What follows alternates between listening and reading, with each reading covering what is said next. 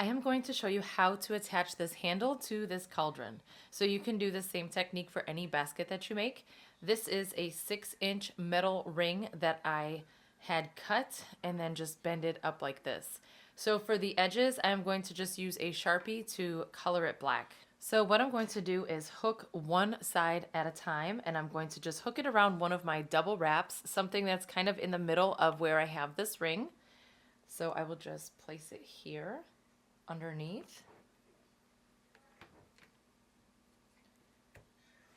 And then now what I will do is wrap my 3mm black braided cord all the way around this and then hook it onto the other side.